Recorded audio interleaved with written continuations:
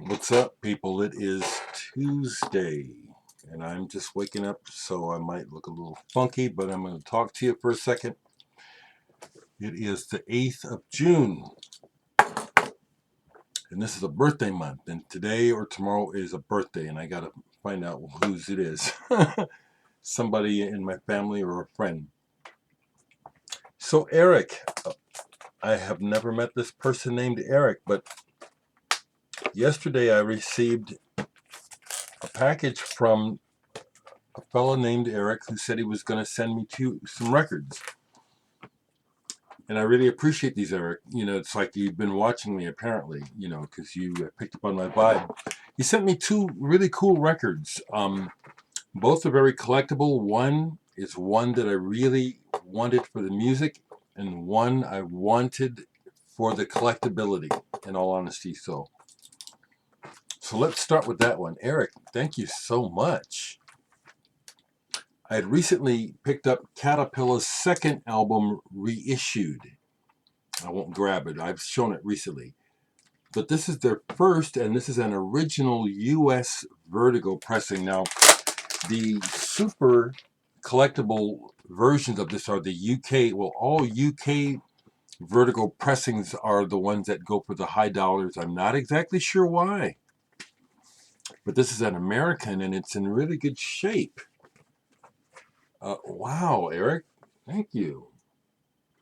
Now, I like the music on this, but the vocals on this at times are really cringeworthy. I posted this yesterday, and it generated. If you follow me, you see how it's generated a lot of talk, and people are on either both sides.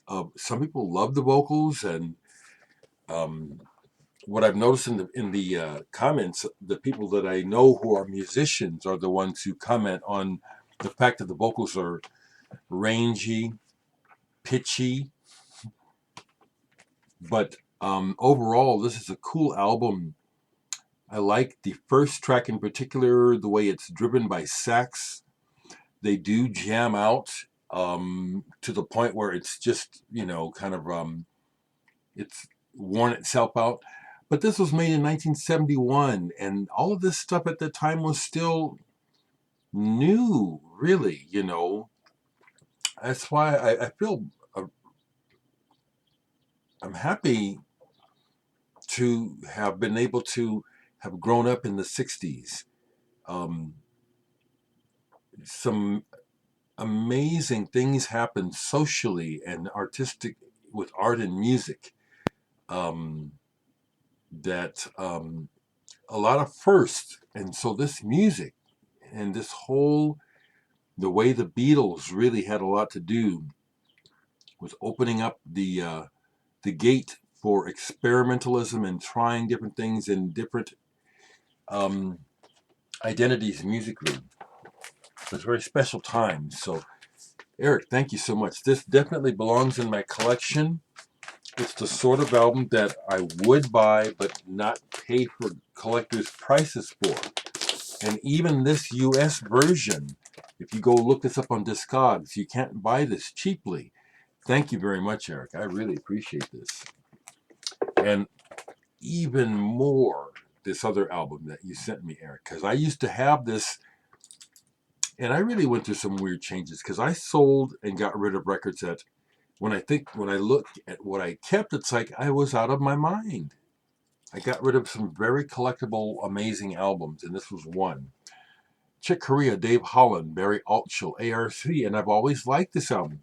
Matter of fact, when I put this on, after getting it the other day, and a German pressing too, of course, I don't think it came out in the US, I immediately remembered it. So much, there's runs on here by Chick Corea that I had actually memorized. They're so Korea. No one else does it. It's this sort of leaping thing that he does that goes down. Anyway, wow. Really wonderful surprise to receive this. Thank you so much, Eric. Thank you so very much.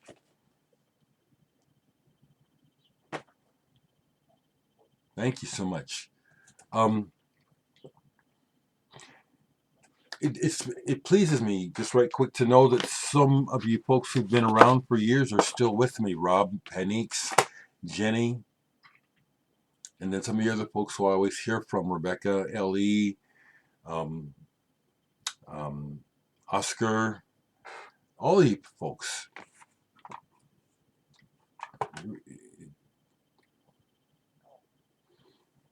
Okay, so I want to talk a little bit about some things that came to me from Bryan Day.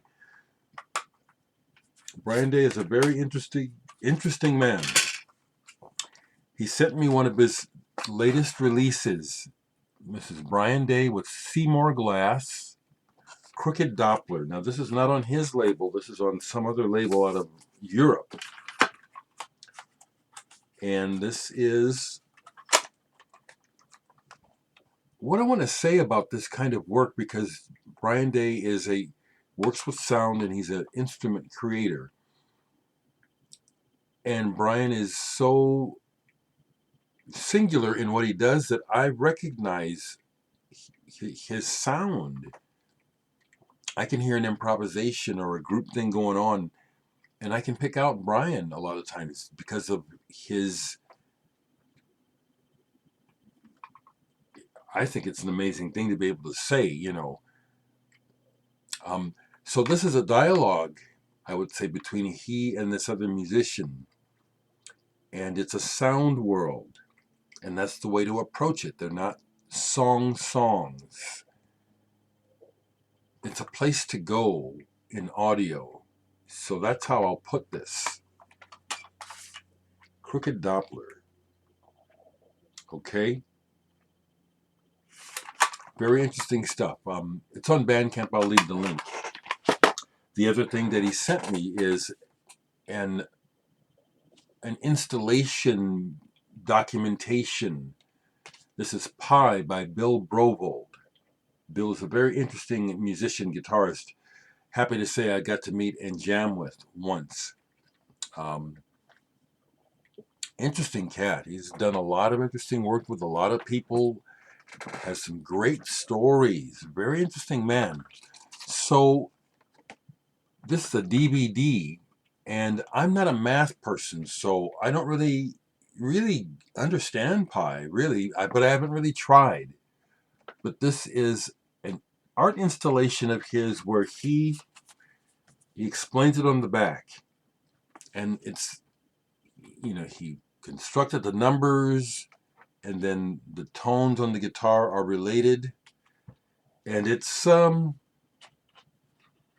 documentation. The one time that I listened to this, I found myself wondering, why am I listening to it? That's not a diss.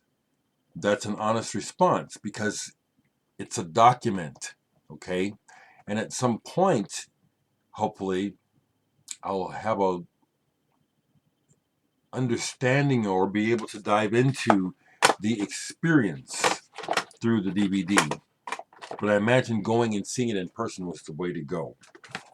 Just right quick, because the Can Stuttgart has brought Can back up in my consciousness, how much I love the band. I was playing Can soundtracks, and this is an original 1970 pressing, which again was given to me. And this music stands the test of time.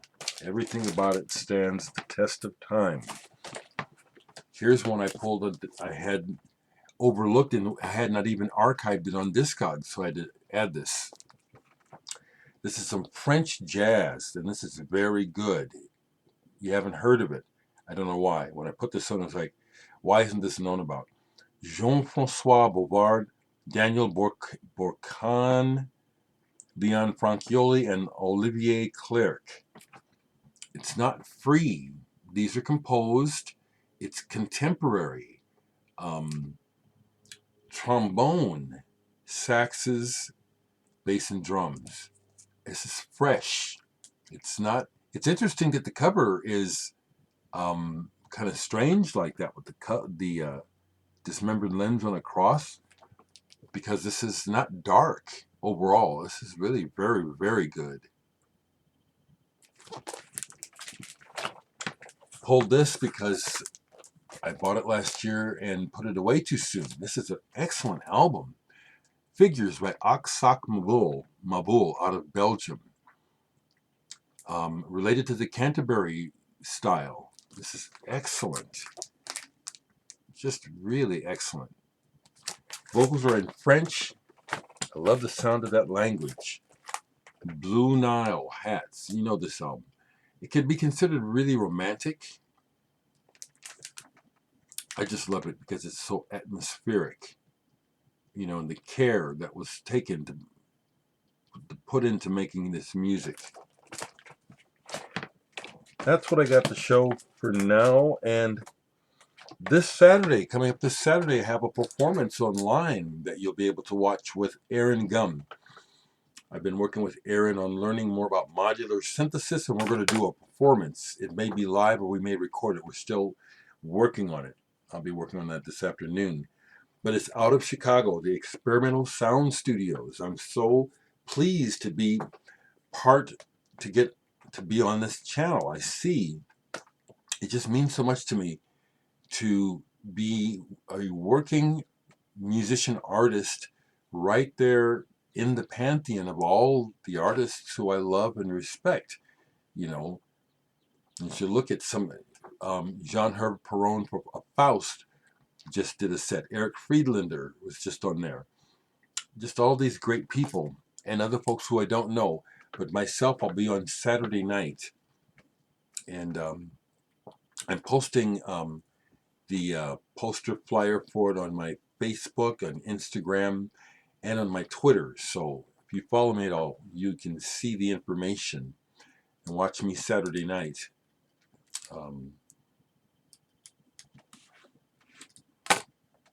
And yeah, spread good vibrations. I was just looking at information, and there's an ancient cyclical chart of the eras or yugas that the planet goes through. And currently, according to that, we're in the Kali Yuga, which is extremely dark. It's like, well, it's real obvious to me that, yeah, we are. We've lost our way completely regarding spirituality. So all the more reason, I said it on Facebook if you follow me, I said, you know, we're definitely in Kali Yuga, have to go through it, have to go through the darkness to get to the light. So it's all the more reason for conscious folks to be kind, to spread love, good vibrations, to reach out to others, try to build bridges, to see through the fog of materialism and how that has completely compromised our lives and our future because of the selfish wants of a few. So I guess that's the one thing I want to say. Besides listening to good music, is to be part of the solution. Be loving and kind to yourself and to others. Start with yourself, because if you're not liking and loving yourself, you're mainly going to be putting out poison or being a burden to others.